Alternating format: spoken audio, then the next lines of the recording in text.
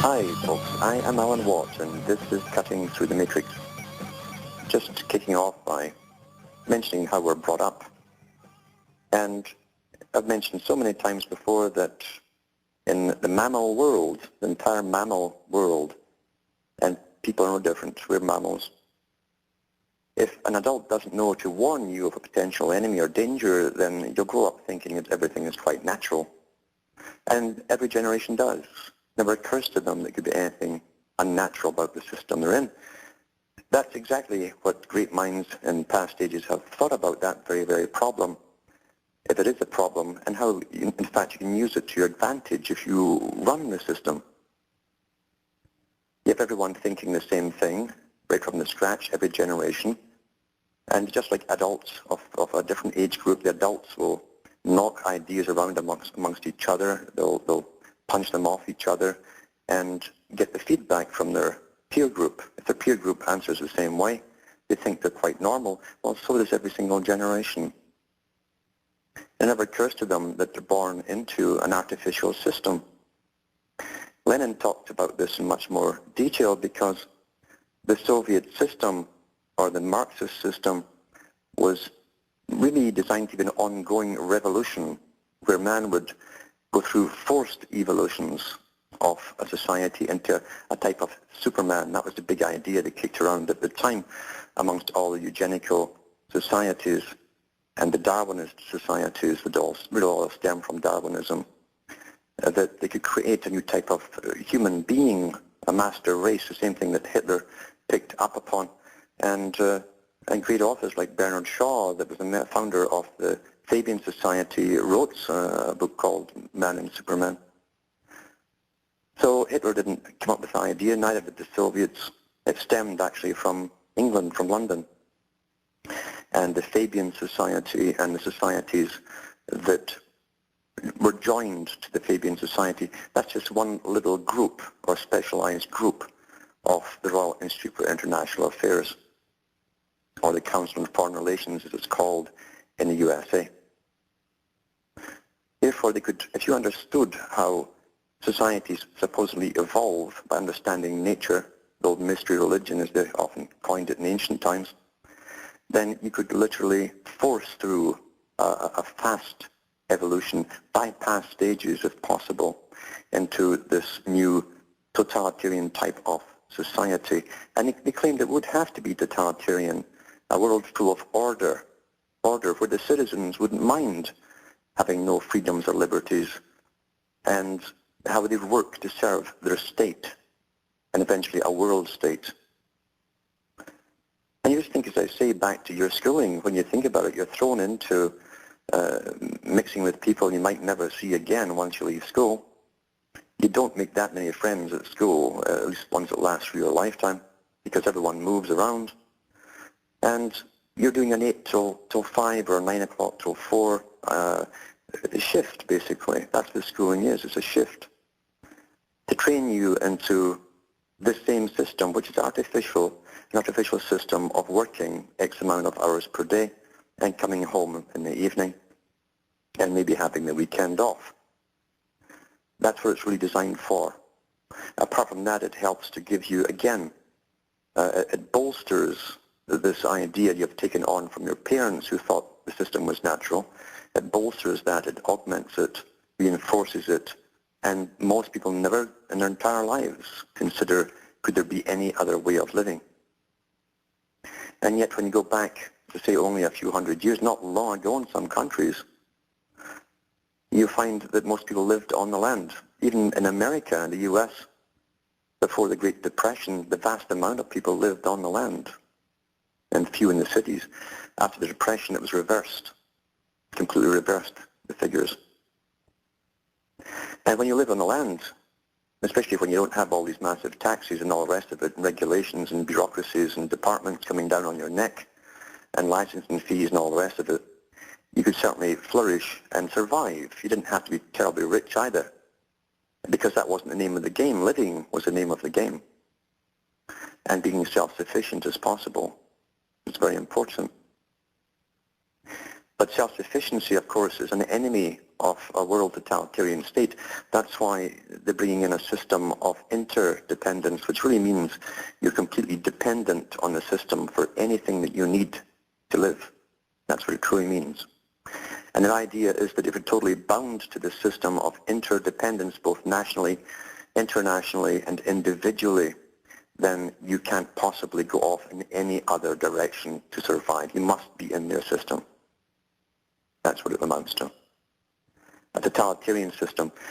And you go into the writings of Nietzsche and other people of that era that took up the Darwin cause and went further with it into the Superman idea and basically dethroned God. As I say, God is an old idea that people had in some countries, that there was something there, something beyond themselves. Every people on the planet have felt something out there beyond themselves. And probably the American Indian was doing it in its most simplistic fashion without creating a great theology about it and priesthoods. The American Indian simply called it the Great Spirit, something outside of yourself that once in a while kind of touched you or almost brushed past you. And that's as far as they dared take it, which is probably the logical thing to do. Whereas other cultures had taken upon this idea and invented priesthoods that then dominated the public. And even in Christianity, they follow a founder, basically, whose main idea was to go against the priests and tell the public he didn't need them.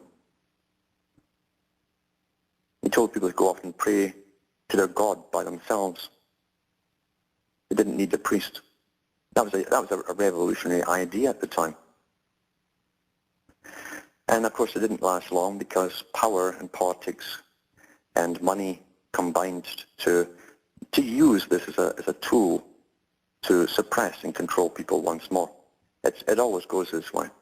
And unfortunately within human nature there's this incredible need to worship a human being that walks around the planet dressed in wealthy clothes and has rings dangling from their fingers, etc. Wealth and riches, material success goes together.